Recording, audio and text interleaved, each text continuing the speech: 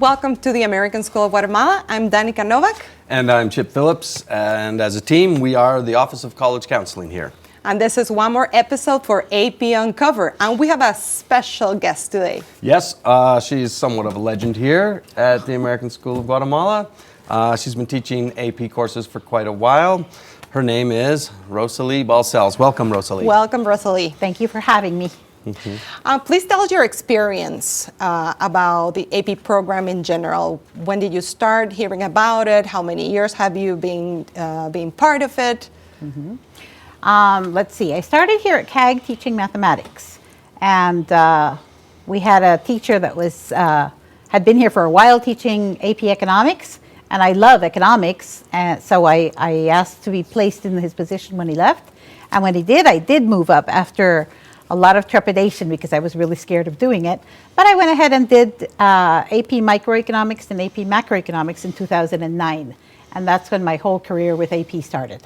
So we only had the econ courses, and in 2015, we added the AP statistics course, which was not available before as an AP course. I'm trained as a math teacher, and I have a degree in business administration, and I also have 2 masters, one in environmental economics and the other one in international teaching. And I must say that AP is by far the most satisfying occupation that I've been in. That's why I'm still here teaching AP. That's impressive. No wonder she's a legend here Yes, at CAG. yes. Now, I'd say the classes you teach, micro, macro, stats, tons of students want to take those classes. Not only do they know they're going to help them with their business degree or whatever they're going for, even engineering students are taking stats or Yes. micro, partially because they've heard you're a great teacher and so forth and so on. That's nice. But what do you think qualifies a student to do well in a course like AP Micro or Stats? What I tell the students, first of all, is think about the course you want to take in terms of your interests, not just because you hear that people like the course or they think I'm a good teacher, but because you really are interested in learning that. That's key. Because once you get into the course, you realize it's not just the fun of learning AP, which is very fun, but but it's also really hard work. So the first thing is that they should be really interested in studying that course because they're thinking of using it in the future. And they should also be motivated and willing to put forth the work. They are also thinking about it in terms of credit for college, or at least being more prepared for college. And as you said, yes, economics is a basis for many, many of the careers that our students choose, which a lot of them want to be businessmen or open their own business in the future, but stats as well, which is a required course for every single class that you take at college.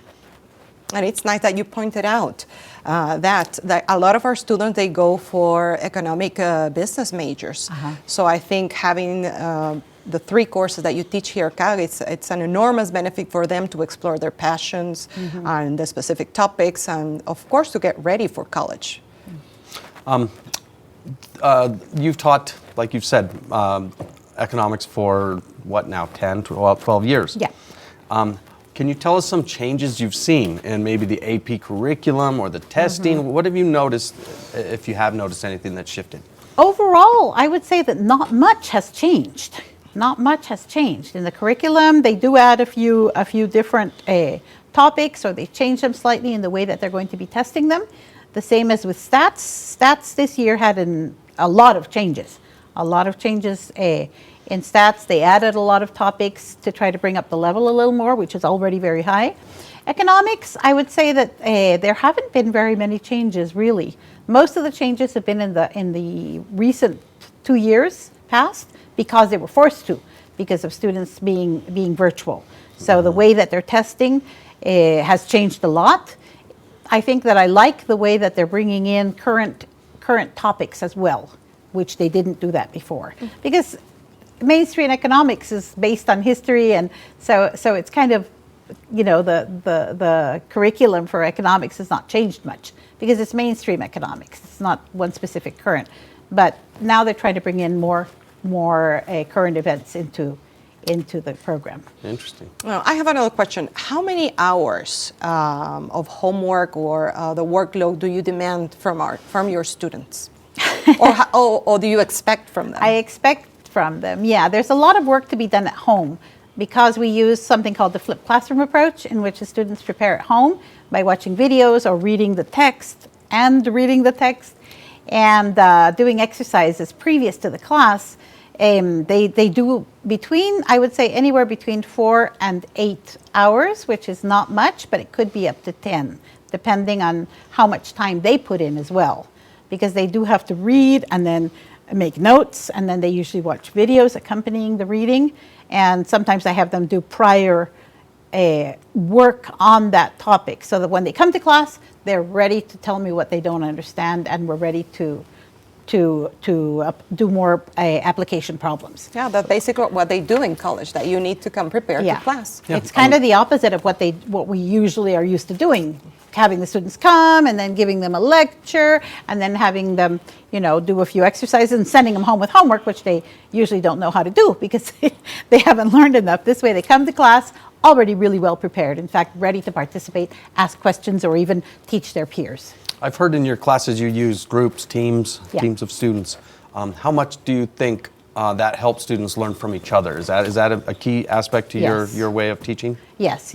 I base this approach on Survivor, on the Survivor show. Oh, wow. And I make tribes, and then they work in tribes. But this past year and a half, we haven't been able to do that, just because it's very difficult to have tribes that way, that they establish, like even a community, they name themselves, and they are responsible for their own learning, and they participate in challenges with what we never call them exams, we call them challenges. But this year it's been really difficult to do that. It's like you've voted everyone off the island. Well, yeah, we can vote people off the island. So, Rosalie, you seem to have a very good reputation at CAG for students scoring well on the AP exam. What's your secret? I'm not going to tell you because it's a secret. Well, the secret is really just a lot of hard work. I think one of the components that I would tell any AP teacher or any AP class is that teach and use what the students are going to see on the exam, which made it really difficult this year because we're teaching to, not to the test. Well, we do teach to the test, but we also teach the methodology. So when they come up to the test, they're not surprised. They always tell me like, oh, it's just like one of your exams. It was even easier. And because we do that. Also, we just, I think the tribe work is really important in establishing, the peer tutoring and students being able to teach each other. Once you teach something once or twice, you become so much better. I would say, too, the students are very self-motivated. They want to learn. So some of the secrets are purely due to my students. I have to give them the credit. Like you say, oh, your students all are scoring above 4, because most of the averages are usually above 4. But I would say that the students are self-motivated. They're awesome. They're wonderful. It's amazing to me that I go in there. I also teach at university here at Rafael Landívar, and it's incredible that what I teach my students here at CAG is so much more complex and a much higher level, and it's amazing. You teach them one thing and they listen to you and they ask a few questions and they've got it. Wow. Whereas at university they're having a tantrum on the floor, they don't understand, it's too difficult. They're amazing. These students are amazing. Something you mentioned earlier, you said after you've taught a couple years you get better at it. Yeah. Tell us something about professional development for AP teachers. How would you see that happening? Mm-hmm. Yeah, AP is a mixture of having the teaching knowledge, being a good educator, and knowing how to transfer that information and develop and really good plans and give the students the content in a way that they can actually assimilate it and understand it really well and make it become theirs. But it's also knowing your content really well. Because when I first started, yes, I had studied economics and business administration, and yes, I knew a lot about economics. My husband's an economist, and I love economics and read constantly, but it's not the same to actually have to teach someone economics, to bring it to the level that the students can understand it and then develop it from there.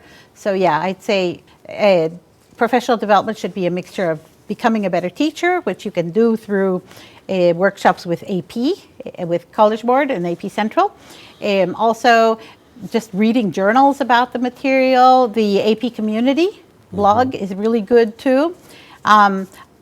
Something that's really, really important as well is going to the conferences.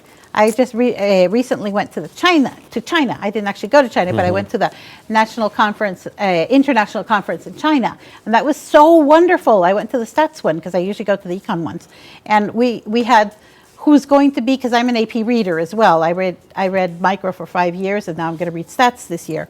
And she's actually going to be one of the table leaders, was the person in charge of the conference for us. Well, so that's great. establishing networks. And then I'm on WeChat because it's in China. So they're constantly, just sharing problems and asking, why would you think this is the right answer? And, how do I teach my students? What do I include? So having a good supportive community maybe, and trying to become a reader. That's a lot of wonderful advice for anyone that wants to be an AP teacher and to the students to hear how to be good in the class. We have a quick trivia question for you as we end our episode today.